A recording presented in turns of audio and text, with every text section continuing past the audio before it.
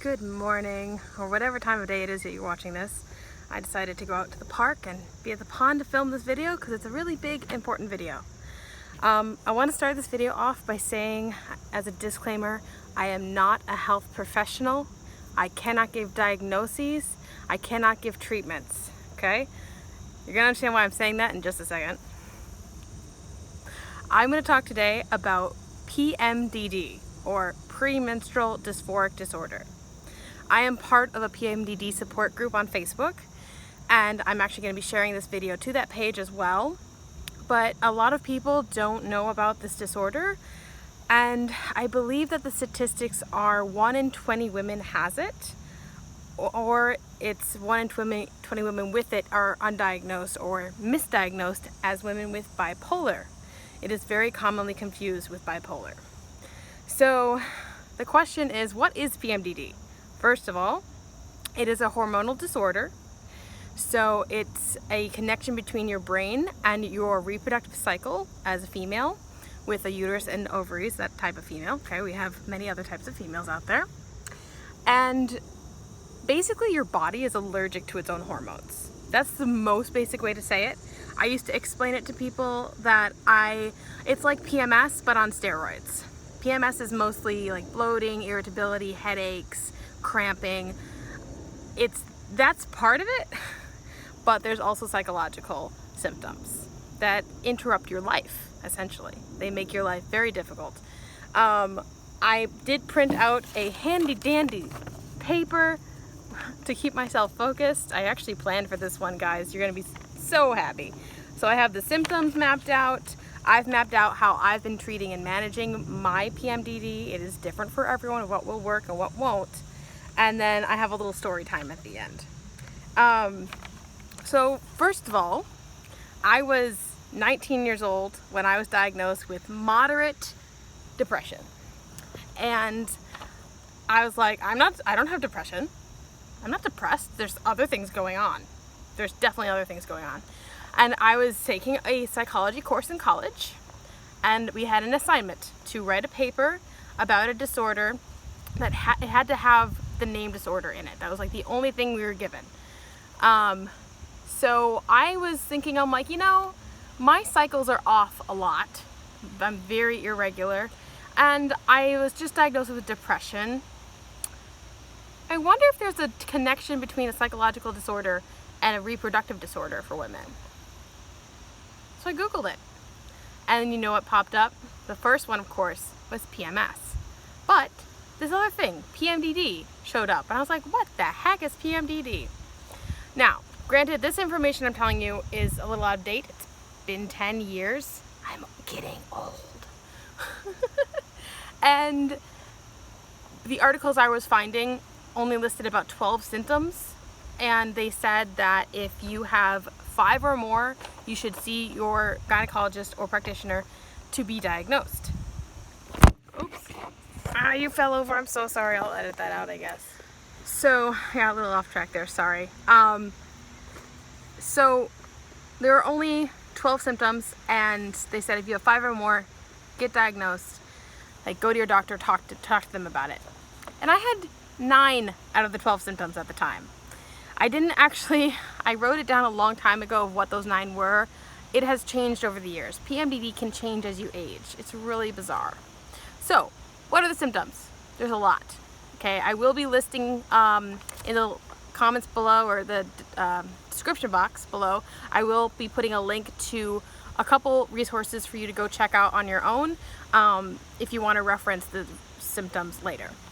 So, we have psychological symptoms including, but not limited to, irritability, nervousness, lack of control or feeling of lack of control, agitation, anger, insomnia, difficulty in concentrating, depression, severe fatigue, anxiety, confusion or brain fog, forgetfulness, poor self-image, which can also be lowered self-esteem, paranoia, emotional sensitivity, also mood swings, crying spells, moodiness, trouble sleeping, which insomnia, trouble sleeping, They kind of the same thing. Maybe they mean like waking up throughout the night or whatever.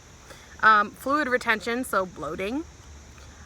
Intrusive thoughts. I don't know why they have fluid retention under psychological symptoms. Intrusive thoughts, though, I gotta just hit on this at least. For me, intrusive thoughts is one of the big ones that hits me, and it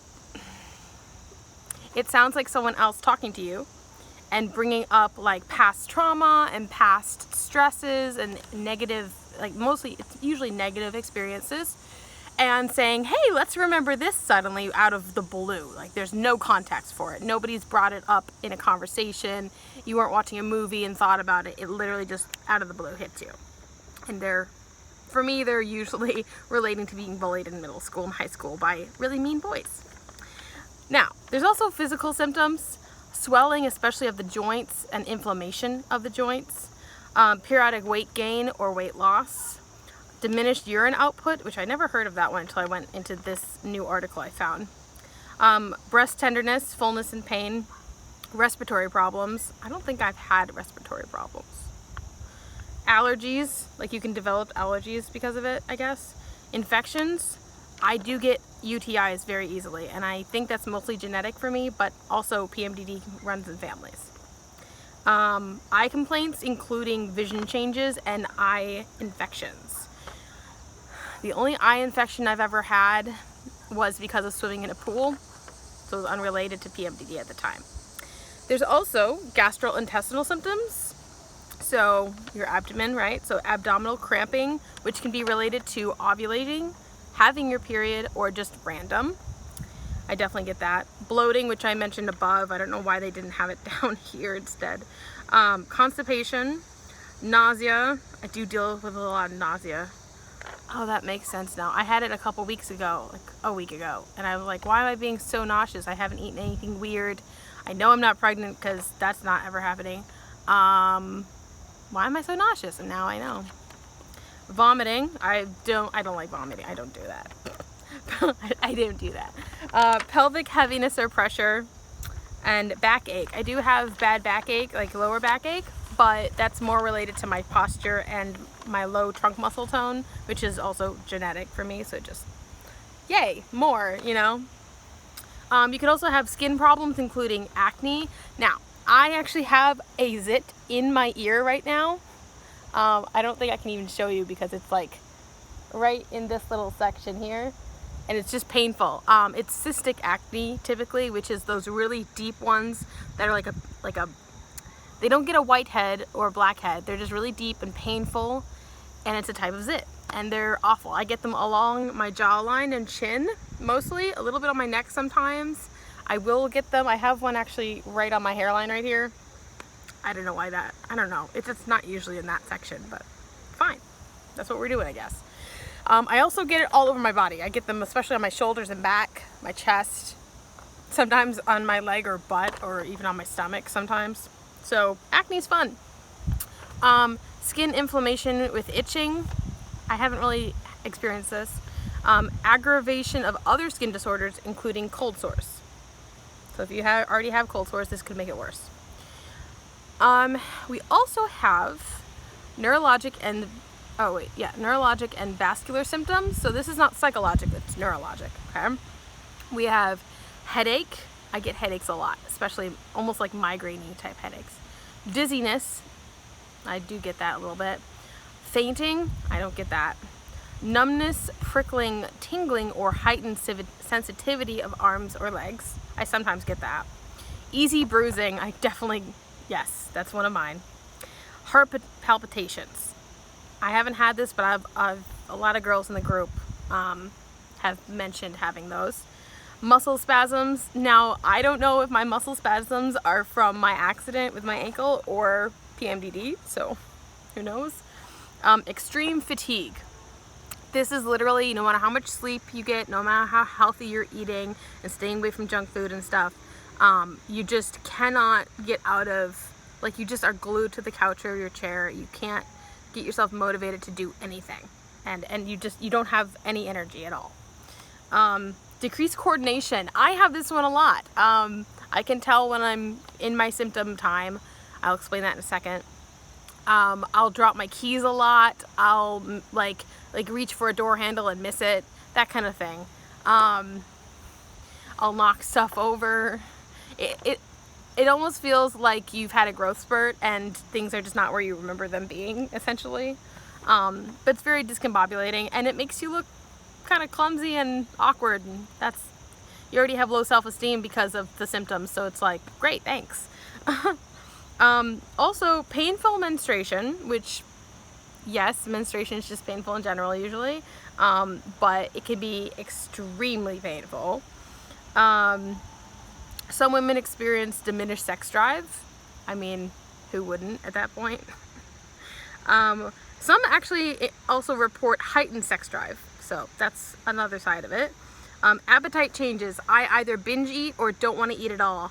I haven't had any breakfast yet today, and I've been up for like 4 hours because I woke up really early. Which now makes sense because sleep changes are a thing with PMDD.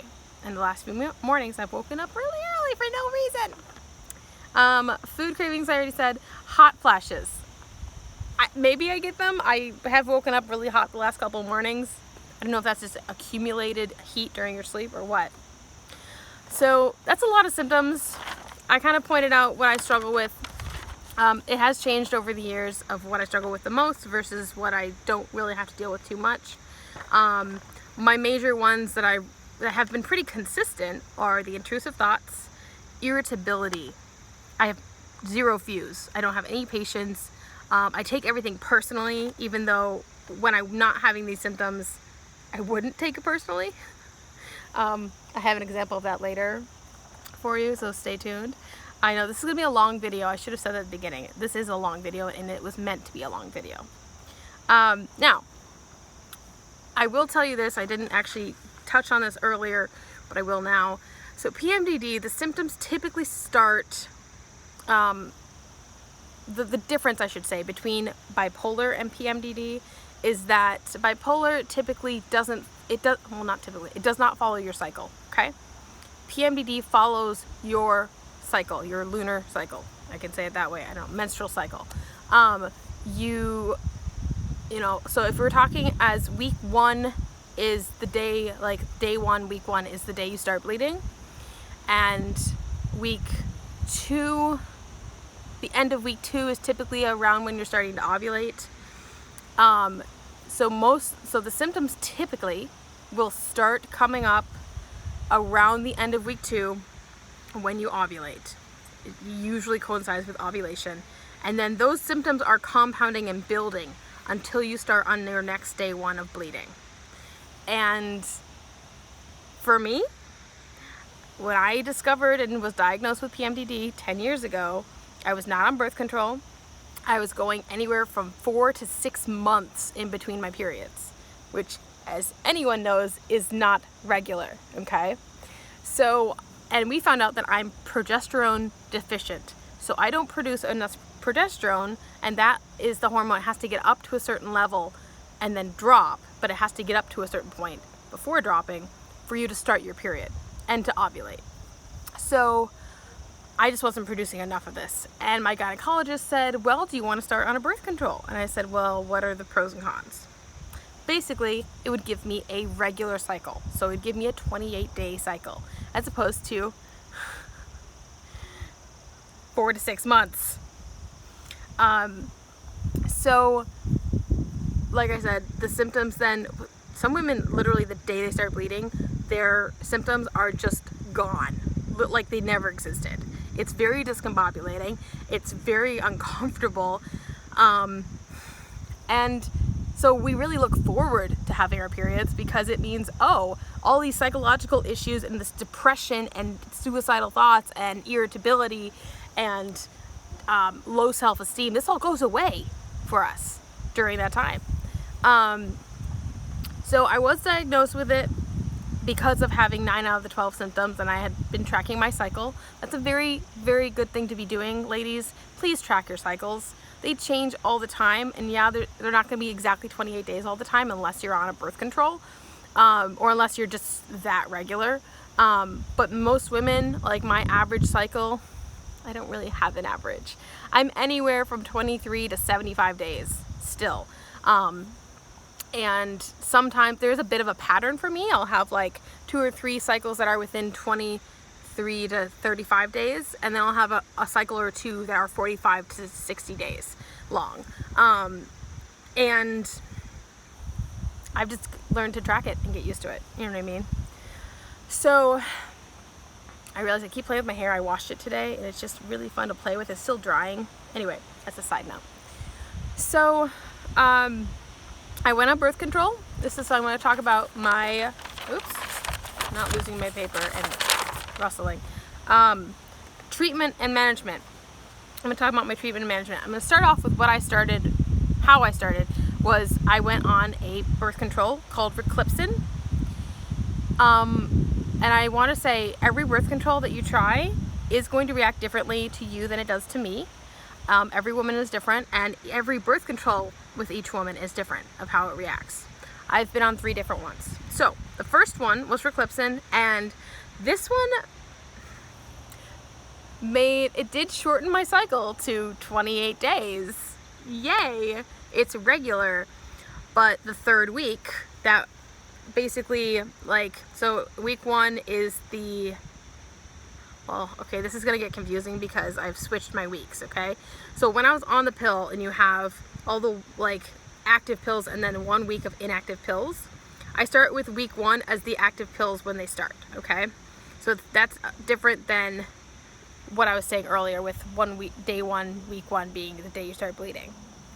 I'm sorry for the confusion, but this is how I've thought about it, and that's the only way I can explain it. So the first week of active pills, no symptoms. 2nd week of active pills, no symptoms. 3rd week of active pills is what I called Hell Week on this particular birth control, because all of my symptoms got condensed into that week.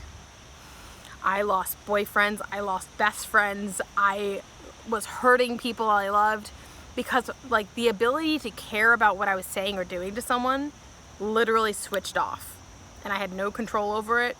I could be aware that it was off, but I couldn't put it back on, and I still didn't care. So I would say things and do things to people that I would never do otherwise.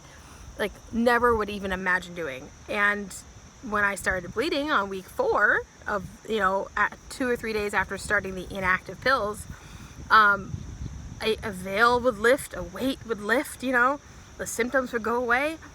And it was like I had never even had that experience with them of hurting them. But for them, of course, it had happened, right? So that's really complicated. Excuse me just a second, I'm gonna take off my shoe, because I realized my foot's swelling up. Yay for that. So I was on Reclipsin approximately 2 years, and then I realized, oh, I can try other things. I don't have to keep suffering like this. What a concept, right? So then I went on progestin for about a year, and that is strictly I went on Prometrium. Excuse me, it's called Prometrium. It's strictly progestin, and it helped my body develop its own progesterone so that I would actually have a somewhat regular cycle, but it didn't have the estrogen that the birth control had. So it didn't. Let me educate you on something in case you don't know this, because I didn't know this. Birth control, the combination pill or the pill, has estrogen and progesterone, okay? It stops your body from ovulating. It tricks your body into thinking you've already ovulated. So it withholds the egg. Your body still thinks you ovulate. Yeah, it's weird, okay? So birth control does keep you from getting pregnant most of the time. If it's used properly, it's a 99% chance of not getting pregnant. Now, at least that's what the box says. With the Prometrium, the progesterone pill I was taking, that did not have estrogen, and my body did ovulate and actually release an egg, and I was having cycles between 28 and 33 days. I didn't like that I didn't know exactly which day I'd get my period, but my symptoms were managed so much better on this. They didn't do that condensing thing that it did on the Reclipsin. It just kind of leveled out, and I learned how to manage it a bit better. Now, I took that for a year, and then I realized I really want to be on a birth control because I don't like how irregular it makes me. Like, it's not as irregular as I was without it, but, you know.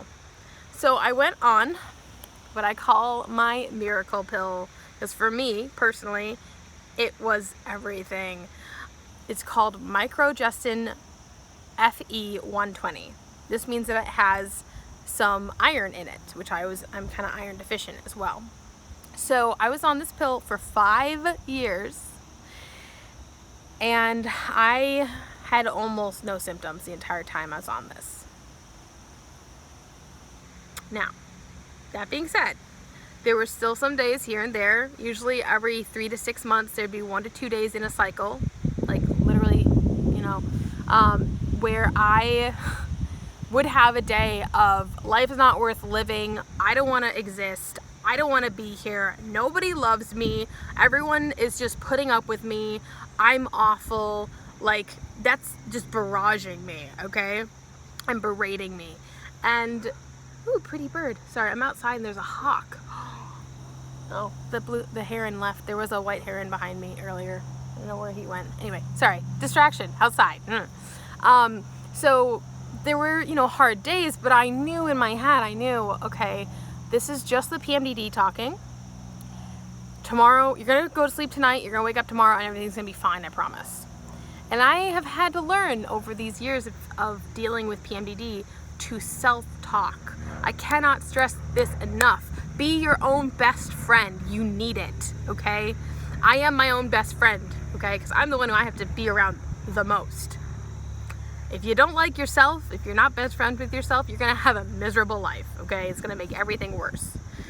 So I did learn how to self-talk and to validate what I was feeling. So I connect with myself in that second, okay? So I remember very clearly sitting in the car one day. I was at a dog walk at my job. I haven't been working currently because, you know, life situations. And I was sitting there. I think I either was going in to walk the dog or I just finished. I don't know, but I was sitting in the car and I started having these overwhelming memories of middle school and boys saying horrible things to me. There was a boy, I won't give names in case they ever see this video, because, well, he was about 13 at the time. You can't really fault him, right? He was still developing his frontal lobe, okay? He and a group of boys wrote a letter to me as a prank, as a joke. And he wrote, "I love the way your fat jiggles in gym class." I've always been insecure about my weight. I've always been insecure about my body. And to have a boy tell me that, who I thought was a friend actually at the time, that has always been really difficult for me. And that hit me, that moment in the car. And it was so out of the blue. And I just sat there and cried. And then I was like, all right, I'm going to connect with myself. What's going on here? Like, I just literally went into like a headspace where it's me and me talking. And I was like, all right, what's going on? Why are we feeling this? How does this make you feel? Is there anything you can do to change it? That kind of thing. And I just was like, I just feel undesirable, and I feel like people only see the flaws in me, and I feel like I'll never measure up, and I feel very insecure right now. And I said to myself, your feelings are valid. Valid doesn't mean correct or reality. It means this is what you're experiencing right now, and I see that. That's what it means. My hand's been really itchy. I don't know why. My palm. Do you ever get itchy palms sometimes? Hey, is that one of the symptoms? Hang on. Let me go look. Skin inflammation with itching. Yeah, I guess that's what that is. So you really, like I said, you have to learn to be your own best friend, essentially. You know? So I was on the Microgestin 120 FE, and then I had my last dose of it December 2017. January 1st, 2018, I officially went off of birth control. Mostly because I didn't have insurance anymore. Let me get into that. Oh, there's a fish. Sorry, distraction. So I didn't have insurance anymore, and I was like, okay, it's gonna be way too much money to go pay to see my doctor to get a prescription that I already know I can take. I don't know if I want to keep doing this. And there goes the hawk. And a duck, apparently. Oh, pretty hawk. I'm fine. Everything's fine. And I had developed, because I'd been on it for 5 years, I developed high blood pressure and migraines while I was on this. And continuous use can develop those sort of things over long-term use. And I decided I didn't want to have health risks like that because my family line apparently already has high blood pressure issues and cardiovascular issues and a whole bunch of things and mental disorders in our family. Thank you so much for that one. So I went off of it and I decided just to track my period.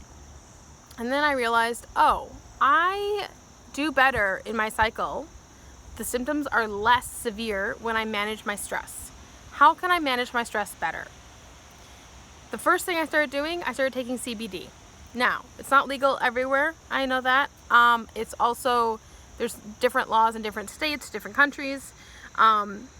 So please check out your local laws and all that before trying to purchase or anything. And also please find, I'm actually gonna link below the CBD group that I'm a part of on Facebook. They have really great information. They are global. There's people in it from around the world. They do have information for legitimate businesses that have safe products. So many people, it's been such a hype. So many people are ripping you off with CBD. So please be careful. Please be aware when purchasing CBD.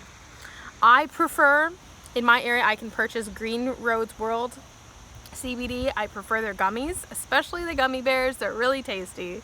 And you do have to learn how to dose yourself. So I take anywhere from 10 to 20 milligrams in a given day as needed. I don't take it every day. Some people need to take it every day for it to build up in their system. Some people need to have much higher doses. I took about 35 to 50 milligrams one time and I got extremely nauseous and I didn't feel any of the relieving stress or anything. So I learned I needed smaller doses for myself. And the sun just came out and it was behind a tree for most of my filming, but you're gonna just have harsh lighting now. Sorry guys, at least it's a sunny day. I'm gonna enjoy the sunshine, right? So I take CBD. In the last, starting 2020, cannabis recreationally has become legal in Illinois. And I'm not one for smoking it. That's just my personal thing. Inhaling any smoke, no matter what's a part of it, is not good for your lungs. And it hurts my throat. I have tried vaping once. And I was like, no. Go away, bug. Shoo. So I do edible. There's also, the difference between sativa, indica, and hybrids. I find that indica makes me extremely tired, so it's great to take right before bed. But I've also noticed that it does disrupt my cycle, like my sleeping cycle. So you want to be aware of that. I take it as needed, typically in the height of my symptoms, especially like mentioning in here, insomnia and sleep changes are a symptom of PMDD. So I find that taking a little indica, about 12 milligrams, really helps me. If I do more than that, I get very nauseous. And I have tried sativa gummies.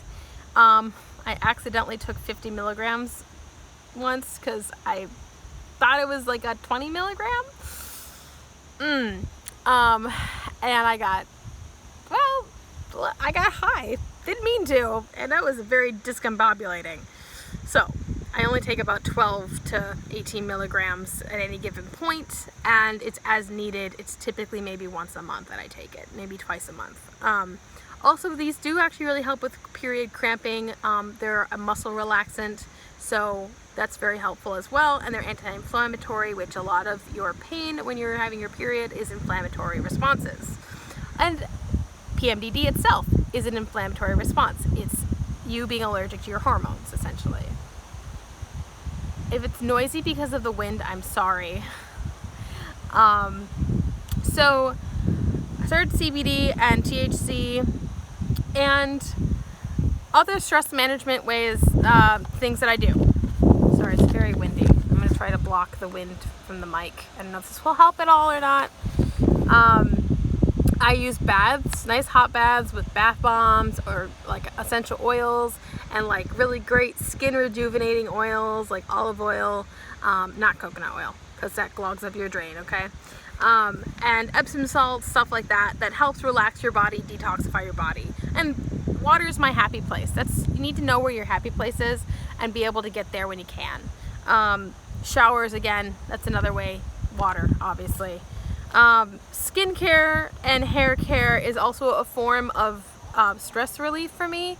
I make my own skincare a lot of the time. I make my own face masks, or like I made a scrub for my legs to exfoliate before shaving, or like doing like my own pedicures or something. That's a way of doing self-care at home, and it's, you know, really useful and great for me personally. Okay, I had to move because some people came to fish. That's what you get for going to the park to film. But I was talking about ways to reduce stress and manage stress, which really helps manage your symptoms. So baths, showers, hair care, skin care. And then I personally really enjoy crystals. I know not everyone can kind of feel their resonance or vibrations, and that's fine. It works for me. I also know when my symptoms are really bad, if I need to have a nap, if I need to just go lay down, put on a little soft music, not have any screens around me, and just lay down and not be checking my phone or anything. Even just for an hour to disconnect like that is really good. Art, I really enjoy watercolor painting and color pencil drawing. So that's one way that I do decompress sometimes, along with music. I play the viola, or I sing. Sometimes I'll play our piano here and there, or just listening to someone else's music can be really cathartic as well. I really like listening to like musicals and show tune kind of stuff. That's my thing. Movies and TV, obviously, just to having an escape mentally. I have my comfort things, which, like, I love watching Bones. I've been a big Bones fan for years, so I watch Bones over and over. I'm actually in the middle of season 8 or 9 right now, so I'm getting near the end of it. This is like my 7th time watching it all the way through, maybe longer, I don't know. One really big way to reduce stress and reduce your symptoms is weeding out toxic people in your life. So I've had a few toxic relationships that I thought I had to stick with because, oh, but they're my best friend, like we love each other, but like they're causing me so much stress, but like I love them. Relationships are meant to be a safe harbor from the craziness of the world. If they are causing more stress than they are helping, they're not a relationship worth keeping. I said it. So I weeded out a bunch of friendships and relationships that were really bad for me, and I am doing better not having that stress. Having firm boundaries with people, even with people who you are friends with and get along with well, being able to communicate your boundaries. I've had to learn this. It's very difficult for me. Being able to communicate my boundaries and in a way that neither of us feels attacked or defensive is also really important and difficult to learn how to do. I'm still learning that. It's been a couple years even. Let's see here. Learn and communicate well, which I've kind of touched on already. So that's pretty much how I manage my stress. Now, diet and exercise. This is going to be different for everyone. This is just what I do, okay? So I drink anywhere from 80 to 100 ounces of water per day, and that does not include coffee, tea, soda, juice, milk, anything that is not strictly water. That is a treat. That is a snack, okay? That is not your water intake for the day. I believe I found the daily recommendation is half your weight in ounces. So if you weigh 160 pounds, you should be drinking 80 ounces of water minimum a day for your body's function, like basic functioning. If you're sweating more, exercising, eating really salty foods, sodium high foods, you should be drinking more, okay? I really feel like I'm in school, okay? I also take an emergency packet almost every day, and that has vitamin complex, including B vitamins. B vitamins, blah, blah, blah, blah. B vitamins are really important for your mental health and for your emotional health. It actually helps with mood. I call them the bitch vitamins because it keeps the bitch away. And avoiding caffeine. I don't drink coffee as a rule. Like, I just don't really like coffee usually. I do actually have it as a side note. Coffee, tea, dark chocolate, anything with caffeine, you really want to limit how much you have in like the week 2 through 4, basically. The heron, we might get a chance to see it. It's flying over the water. It's so pretty. Oh, I think we missed it. It's off camera. Sorry, I love the heron. Herons are good symbols to me. They're positive symbols. So I limit, like, I avoid caffeine, soda, okay? Caffeine is soda. I avoid alcohol. Just, I don't really like alcohol to begin with. So, like, the symptoms that it gives you, I can get other ways, in more, like, pleasant ways, and I don't really like the taste of alcohol. So, processed sugars, I avoid those as much as I can. Candy, soda, that's the big ones for me, pretty much. Wheat products can also sometimes, like, really, like, highly processed, like cookies and cake, stuff like that. I limit my mammal and bird meat intake, so I can't eat red meat to begin with. I just kind of don't eat any mammals at all, actually. I can't think of one that I even eat, because they're basically all red meat. Pork is technically not a red meat, but it's a pink meat, which is red enough for me to avoid. And that leaves chicken and poultry and fish for me, and chicken gets really boring when that's your only option most of the time. So if something has like turkey, I'm like, oh my gosh, it's turkey. Or a veggie, like a bean burger, a veggie burger, I'm like, oh, it's a veggie burger. Ooh. Like, yeah, my body can't handle red meat. That's not a PMDD symptom, but it is something that factors in. So I do still like to eat, like, I'll eat cooked sushis, you know, shrimp and crab kind of things. I like salmon, cooked salmon. Cod is delicious, but beer battered cod is phenomenal. Stop crinkling over here. I also I limit my dairy and lactose during most of my cycle. This is something I just started doing in the last 2 months, because I limited it one time a few weeks ago. I'm gonna adjust this real quick. I limited it a few weeks ago when I had a cold. Sorry, I'm just really trying to do something here, and I didn't want to aggravate inflammation and phlegm, and I realized I had better skin. I didn't have the acne like I usually do, and my period came sooner, and I had less of my symptoms. So I'm limiting my dairy. I don't drink like direct milk ever, really. I'll sometimes put creamer in like a tea or something, but that's very rare. I usually have herbal tea, which you do honey and not creamer, because it will curdle usually. Depends on the tea, actually. And I do sometimes eat string cheese. That's one of my favorite snacks. I'll just grab one and bring it down to go sit on my computer, and I'll eat it when I'm ready. I try to limit my ice cream intake, so if I want a cold snack, cold like treat, I typically go for things like Italian ice and sorbets, which do not have milk product, or like a dairy-free option like a cashew milk or something like that, soy something. I do also try to avoid soy. I didn't write this down, but soy messes with your estrogen, which can, for me, makes my symptoms worse. So I avoid soy. Like when I have miso soup, and there's like, that's a soy-based thing, but it's fermented. There's tofu in there.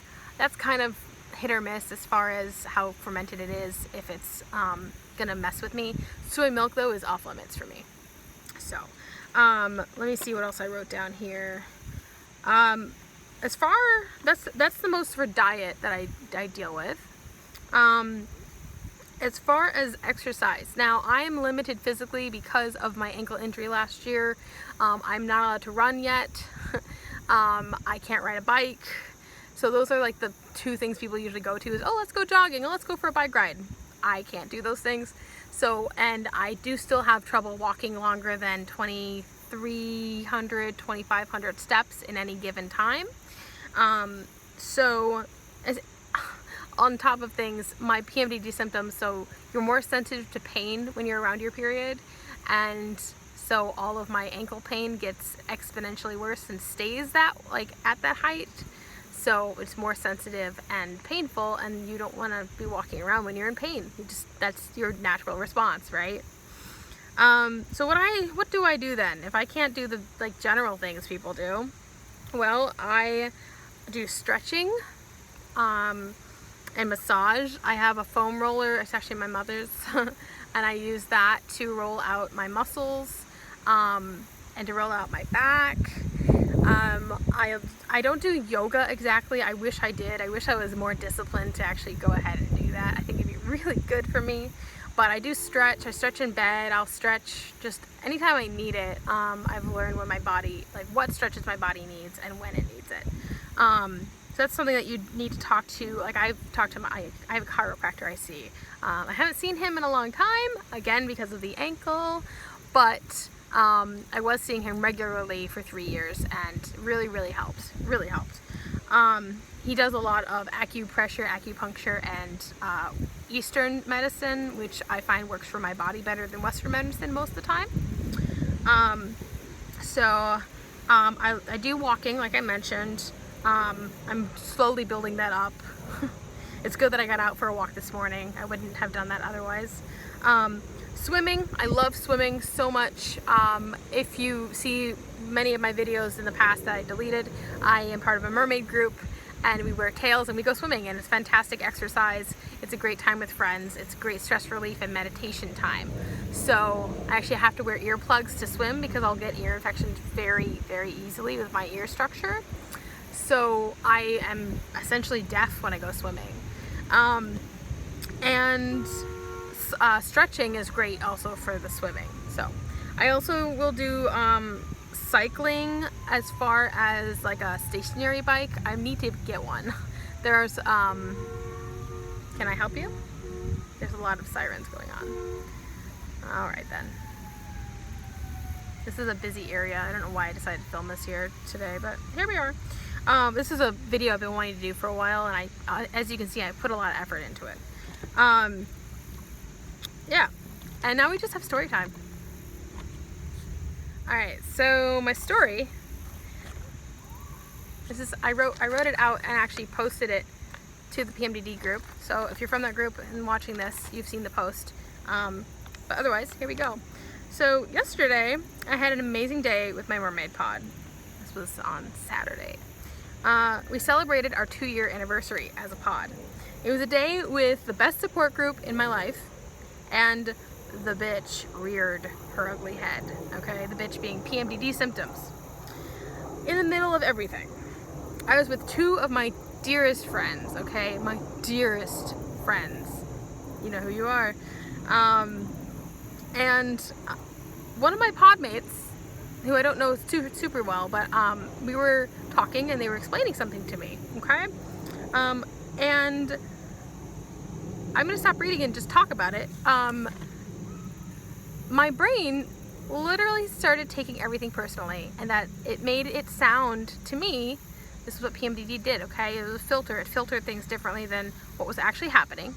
And as she was explaining things, I felt like she was talking down to me and being really rude and like being condescending. Now, luckily I know myself well enough, and I know my PMDD symptoms, and I'm able to recognize when they're happening. That is very difficult to learn to do, okay? Do not feel bad if you have PMDD and you feel like you have no control, okay? That was me for a lot of years, and I worked exponentially hard on it and lost a lot of relationships because of it. So when I realized she's not talking down to you, you're just experiencing a PMDD moment, take a step back. Right? So I sat on the edge of the pool hugging my monofin. I'd taken off my feet because my foot was bothering me. I was hugging my monofin and just sitting there in the midst of these people who are my biggest support group ever, my biggest support system, and who I love, and they love me. And I just sat there in silence and just talked to myself inside, you know, and connected with me and was like, okay, what's going on? What's up? And you know, I just went into a self-talking space. I was really mad at the time that I had to step into my headspace to calm. This is what I said. I was so mad that I had to step into my headspace and calm that shit down instead of enjoying my day, right? I also got a huge surge of jealousy. I realize I have a jealous streak, but it gets worse with PMDD. When another podmate was talking to my dearest friend and literally said to myself, in my mind, they are allowed to talk to her and she is allowed to smile at others. Weirdest thing to have to say to yourself, right? It's golden, I swear. I didn't let it ruin my whole time there. I didn't let it ruin the whole day. I got great pictures and videos, which I'm going to be putting up a video soon, I hope. I saw friends I hadn't swum with since last year before my ankle injury, okay? It was a good day, and PMDD was being a effing bitch. Alright, mic drop. So, thank you so much for watching this video and bearing with me. I think this video is going to be about 45 minutes long or so, maybe even almost an hour long. But this is just a really important video. If you made it through the entire thing, thank you. If not, I hope that you at least clicked on the links below to learn about things if you wanted to learn about them. I'm going to be linking I'm going to be sharing this to the PMDD group, but it is a closed group as far as I understand. But I'm going to be linking the article that I found recently that had all the symptoms I listed, and I will be also linking the Facebook group for CBD oil users in case that's something you want to look into. So I hope this helps at least one person out there who either just feels unheard and unseen, or is just confused and doesn't know what's going on with themselves, and they realize, oh, this could be me. So thank you so much for watching, and I'm going to end the video now.